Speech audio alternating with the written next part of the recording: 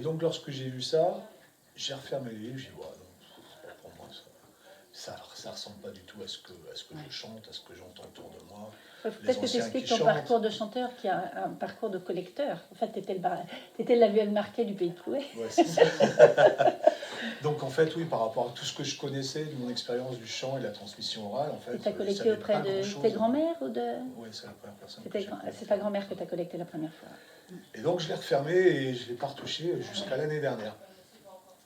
Quand même. C'est jusqu'à ce point-là, bien sûr. Ouais. Ouais. Moi, j'avais pas Et donc on m'a demandé de... c'est le conservatoire qui m'a dit on a un projet avec le musée, avec les archives. Donc je l'ai rouvert, j'ai dit ok super. Et là je me suis penché sur les bas de notes, en fait, les bas de page. Hein.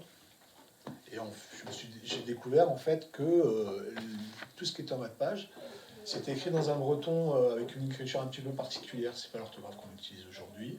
C'est une orthographe propre à la ville marquée, qui a cette particularité où, au contraire, quand on se pose une question sur la prononciation du mot, elle est écrite. C'est un breton qui est qui est finalement très phonétique. Et à chaque fois, je me suis dit, mince, comment on va dire ça en langue? Parce qu'il dit dialecte de Cornouailles, dialecte du Léon, comment est-ce qu'on prononçait ça en cornouaillais? Je regardais, j'avais ma réponse en fait à chaque fois. Donc c'est quand même très très très précis, hein, vraiment. Au niveau de la langue, je trouve que c'est vraiment très très bien fait. C'est vraiment. C'est juste un tout petit peu trop petit. C'est Bah ça, oui. c'est juste. Alors, très Ah, honnêtement, pour C'est- les travailler, j'étais obligé, en plus à mon âge, maintenant je suis obligé de mettre des lunettes, j'étais obligé de faire des zooms et tout. Les nouvelles éditions sont plus Alors, a égalitaires, priori, hein. les nouvelles éditions sont en français. C'est En unique. fait, justement, je me suis forcé. À un moment, on m'a obligé. On m'a dit, ok, il faut que tu chantes ce qui est dedans, ce qu'il y a dedans. Là, pendant ces 2 ans où j'ai travaillé dessus. Donc, je me suis forcé effectivement à le faire.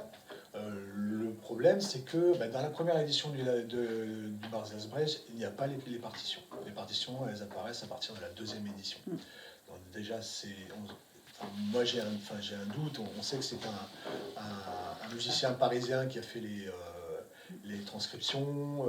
Donc, quelle culture musicale il a? Quelle approche il peut avoir de la musique orale, modale, telle qu'on la chante en Bretagne, c'est-à-dire qu'avec des gammes un petit peu particulières, un petit peu bizarres. Quand on n'a pas l'habitude, on a tendance à vouloir remettre ça dans les cases, et donc du coup, c'est comme ça que c'est écrit.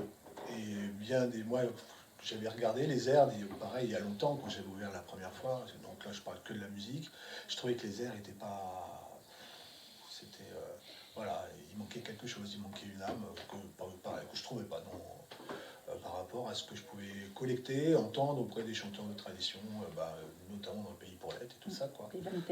Et Vanté, et Cornoyer, tout ce qu'on veut. Et donc j'ai refait aussi un travail à partir des textes. En fait, du coup, j'ai reclaqué les textes sur les musiques. Et lorsque parfois ça me semblait bizarre ou trop réécrit, trop parisianisé, on va dire, je me suis posé la question de ce qu'avait pu entendre en fait la ville marquée lorsqu'il avait écrit. Et je suis allé chercher justement des gammes anciennes en me disant, qui se rapprochaient de ce qui était écrit, en me disant, est-ce que ça pourrait pas coller? Et je suis retrouvé notamment avec un ou deux chansons où j'étais plutôt satisfait, content du résultat que ça donnait. Ça ressemblait plus à ce que j'avais moi l'habitude d'entendre dans les collectages. Alors après, sur certaines chansons, c'est ma proposition à moi du chanteur de tradition populaire au XXIe siècle, hein, de quelque chose qui a été écrit au XIXe siècle. Na pătrazo twinindro de mesi, na de huzman agenozo, na de huzman agenozo.